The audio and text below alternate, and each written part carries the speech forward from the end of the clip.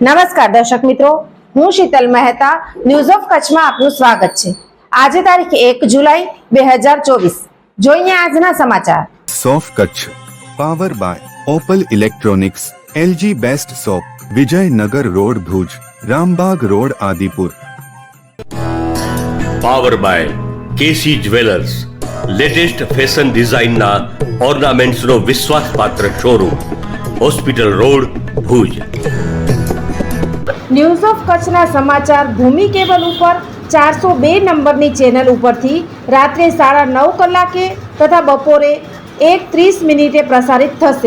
ગુજરાત ચેમ્બરની કાર્યવાહક સમિતિમાં કચ્છના ગાંધીધામ ચેમ્બરના પ્રમુખ મહેશ પુંજ બિનહરીફ વરાયા।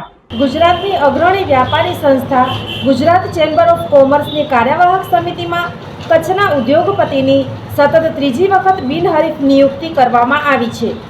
ગુજરાત ચેમ્બરના માધ્યમથી કચ્છના ઔદ્યોગિક વિકાસની નેમ તેમણે વ્યક્ત કરી હતી। કચ્છની વ્યાપારી સંસ્થા ગાંધીધામ ચેમ્બર ઓફ કોમર્સના પ્રમુખ અને ઉદ્યોગપતિ મહેશ પુંજની ત્રીજી વખત નિયુક્તિ થઈ છે। તેમણે અગાઉ વાઇબ્રન્ટ ગુજરાતમાં મુખ્યમંત્રીની સાથે ઉદ્યોગપતિઓના પ્રતિનિધિ મંડળમાં દુબઈ ગયા હતા। તેઓ ગુજરાત ચેમ્બર સિવાય CII, એસોચેમ વગેરે વ્યાપારી સંસ્થા સાથે જોડાયેલા છે। આ વેપારી સંસ્થાઓ દ્વારા તેઓ કચ્છના નવા ઉદ્યોગો આવે અને કચ્છનો વધુ વિકાસ થાય તે માટે તેઓ હંમેશા સક્રિય રહ્યા છે। તેઓએ તમામ સુવિધા સાથેનું પોર્ટ બીઝ ઇન્ડસ્ટ્રીઝ પાર્ક વિકસાવ્યો છે। તેમણે કચ્છના વહીવટીતંત્ર સાથે સંકલનમાં રહીને વાઇબ્રન્ટ કચ્છના આયોજનમાં વિશેષ સહયોગ આપ્યો હતો, તેમજ જીતા દ્વારા એક્સપોનું પણ આયોજન તેમણે કર્યું હતું।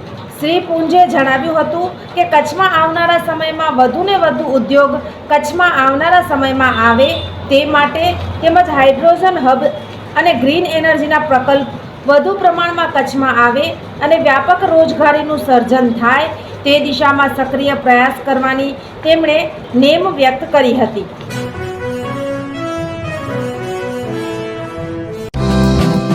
બાળકોના સર્વાંગી વિકાસ માટે શ્રેષ્ઠ સ્કૂલ દિવ્ય Brahmlok global academy.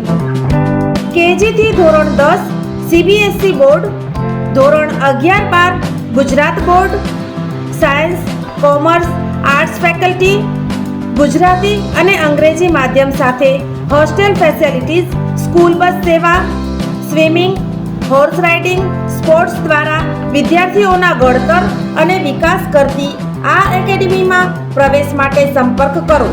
Mobile number 9825606503, 8758998877। Bhuj Mandvi highway, Sukhpar, Bhuj, Kutch. દિવ્ય બ્રહ્મલોક ગ્લોબલ એકેડમી www.divyabrahmlok.com।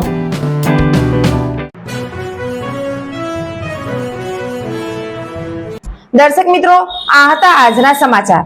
આવતીકાલે ફરી મળીશું, ત્યાં સુધી મને રજા આપશો। નમસ્કાર।